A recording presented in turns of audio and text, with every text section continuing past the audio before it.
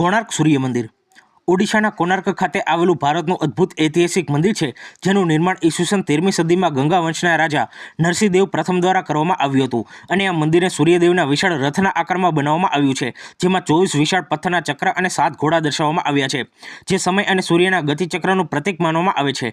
મંદિરના દરેક ચક્રને સૂર્યઘડી તરીકે બનાવવામાં આવ્યું હતું અને તેની છાયાથી પ્રાચીન સમયમાં લોકો ચોક્કસ સમય જાણી શકતા હતા, જે ભારતીય ખગોળ વિજ્ઞાન અને ગણિતના ઊંચા જ્ઞાનનું પ્રમાણ માનવામાં આવે છે. પ્રાચીન સમયમાં મંદિરના શિખર પર એક વિશાળ ચુંબકીય પથ્થર લગાવવામાં આવ્યો હતો. એવી માન્યતા છે જે દરિયામાં જતા જહાજોના દિશાસૂચક યંત્રને અસર કરતો હતો.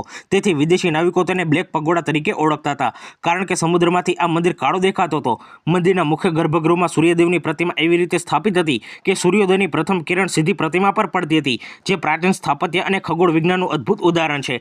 મંદિરના શિલ્પોમાં માનવ જીવન, યુદ્ધ, નૃત્ય અને સમાજ જીવનના દ્રશ્યો કોતરેલા છે, જેને તે સમયના સમાજનો જીવંત ઇતિહાસ માનવામાં આવે છે. કહેવામાં આવે છે કે મંદિર બનાવવામાં હજારો કારીગરોએ ઘણા વર્ષો સુધી કામ કર્યું હતું, અને કેટલાક કથાઓ મુજબ એક બાળક કારીગરે શિખરની સમસ્યા ઉકેલી મંદિર પૂર્ણ કરાવ્યું હતું. યુનેસ્કોએ આ મંદિરને વિશ્વ વારસો જાહેર કર્યું છે, કારણ કે તે ભારતીય સ્થાપત્ય અને વિજ્ઞાનનું અનોખું ઉદાહરણ છે. કોણાર્ક સૂર્ય મંદિર બતાવે છે કે પ્રાચીન ભારતમાં ખગોળ વિજ્ઞાન અને સ્થાપત્ય વિજ્ઞાન કેટલી ઊંચાઈએ પહોંચ્યું હતું. તેથી આ મંદિર માત્ર પૂજાનું સ્થાન નહીં, પરંતુ ભારતની વૈજ્ઞાનિક અને સાંસ્કૃતિક મહાનતાનું જીવંત પ્રતીક માનવામાં આવે છે.